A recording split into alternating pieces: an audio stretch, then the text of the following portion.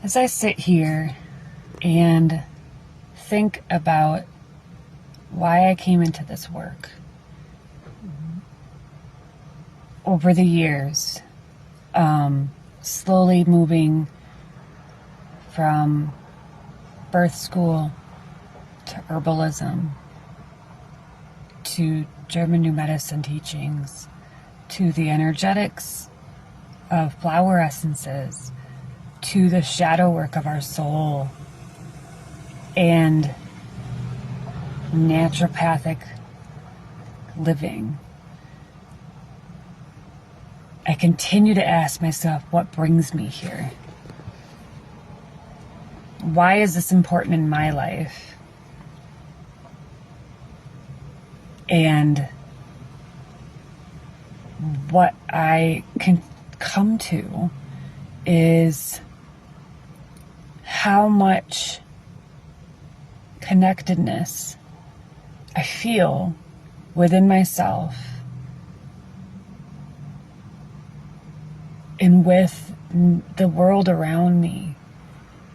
Every time I make choices that bring me back into my body, connected to a higher sense of self, doing things that are aligned with my own integrity, listening to that intuitive knowing that I have inside of me that I ignored for so many years, and most women have been taught to ignore for the sake of accommodating other people, for seeking accolades, rewards, a better career status, more money to stay in a marriage.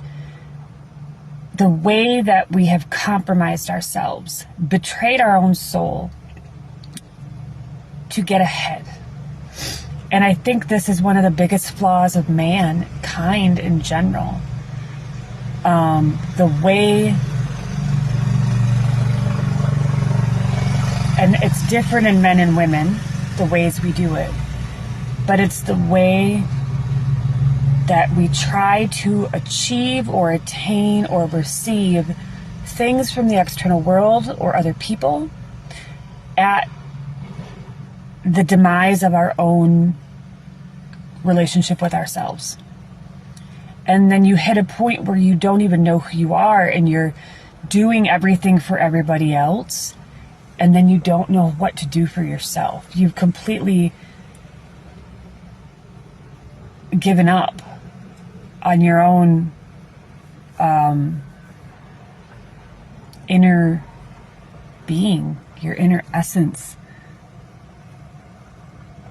because you have thought that your worth in this world is based on what you do for everybody else.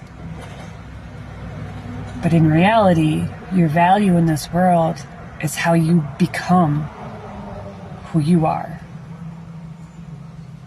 The deep sense of embodiment that you can achieve in your own life to reclaim your existence, your human identity, and returning back to oneness. That's really the journey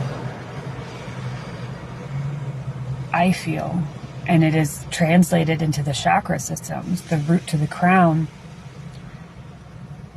is kind of a metaphor for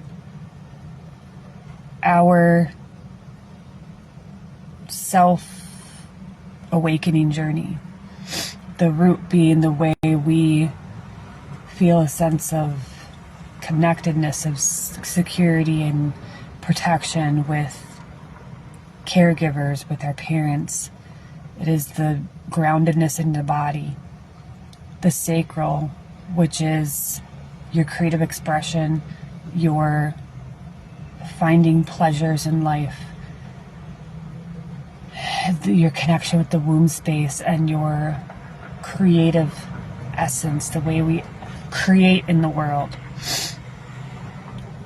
The solar plexus, which is that ego identity. It is the way we identify as a human and our willpower, our sense of self. It's gaining confidence to be who we are, who we wish to be. And then the more we gain that self-confidence in the solar plexus, we bridge into the heart, which is the relationship with others. You must first create a strong relationship with the self before you can get a strong relationship with others. Otherwise, the way you connect with others isn't genuine. It is to achieve something or to attain a certain goal. It can almost be an act of manipulation, unconsciously. Behaving or acting in a certain way in order to receive something that you desire, which isn't always a negative thing. But when you aren't connected to a strong sense of self, you are also behaving in a way that is out of integrity with yourself. And when we reclaim this body, our soul, this experience, then we reclaim our path on the awakening. Because what is the purpose here, if not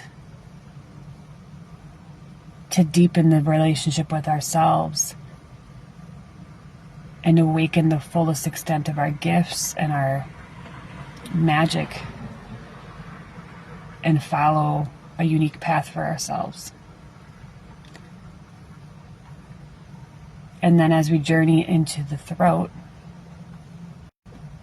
it is our communication, the way we speak and interact with others. It's not just about how much we talk, how we sing, how we express, how we get out that expression that we have. It's very connected to the sacral as well. And that the communication with other people in honesty. It's honest expression. And then we get into the third eye, which is the way we see from a new perspective. A lot of people perceive the third eye as the way we go out of body, do astral experiences, everything out of body meditation, in the etheric. But the third eye is really about gaining a new perspective on the world, to see everything from a higher perspective, not only yourself, but everything else and how you relate to everybody else in this world. And then the crown is our connection with the divine, allowing the wisdom of the universe, creator, coming into the vessel. It is creating that clear channel to receive that universal wisdom, the universal knowledge, the truths of the universe, which are often not what we have been led to believe are the truths. And this concept of the awakening journey of the human relates to motherhood.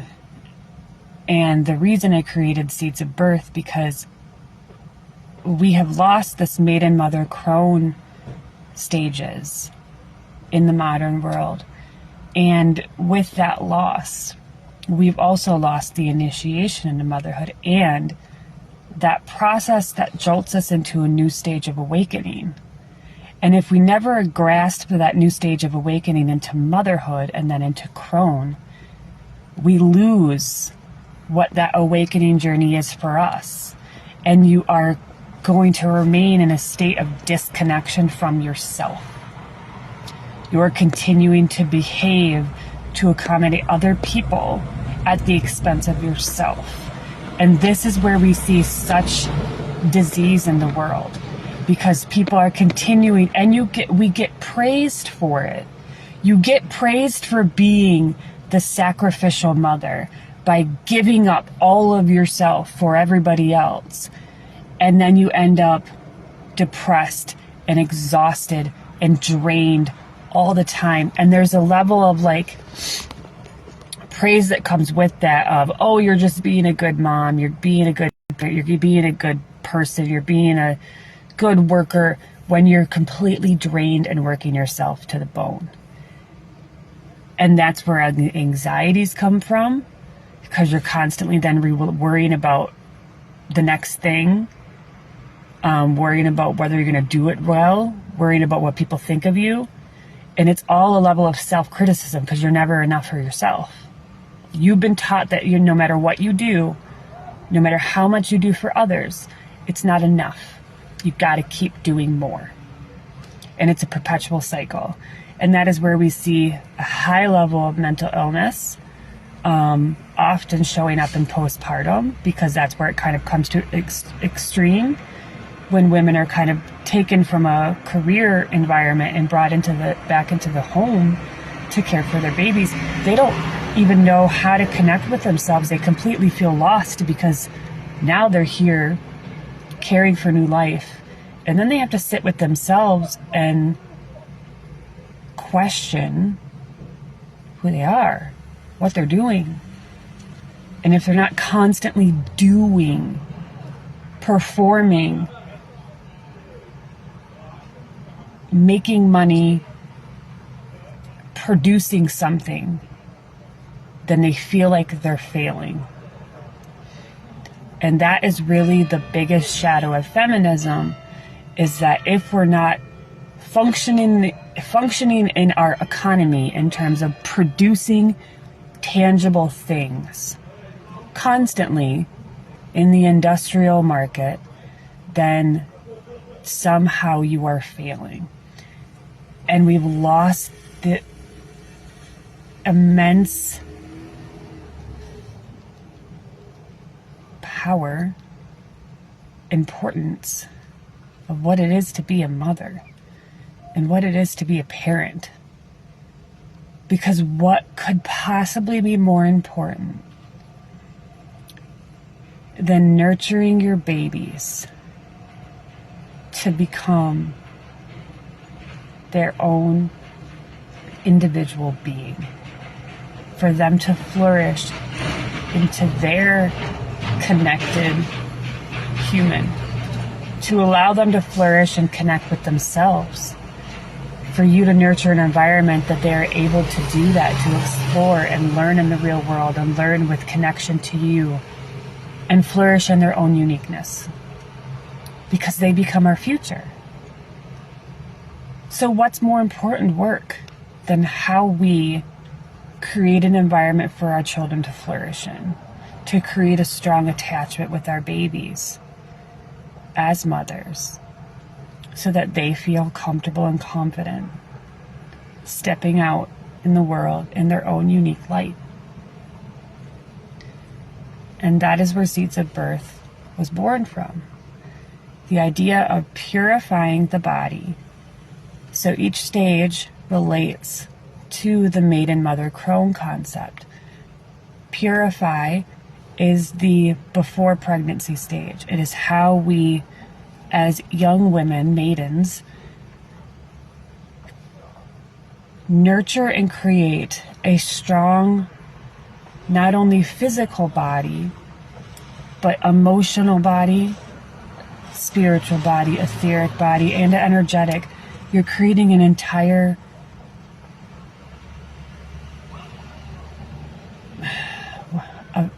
it's not just a vessel. We're not just creating a vessel.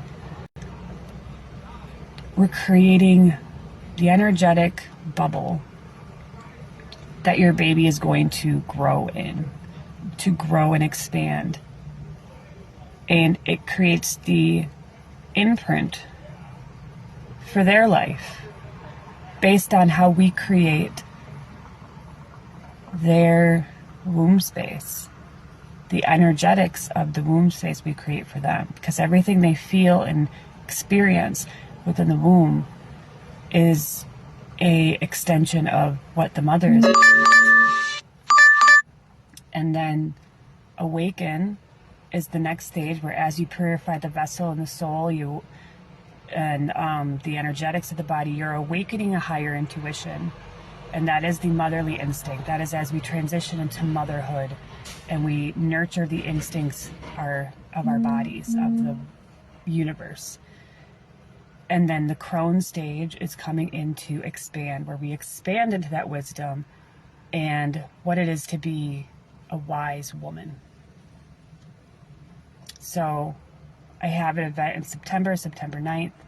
That is 2 hours of how we truly prepare for an embodied birth and motherhood.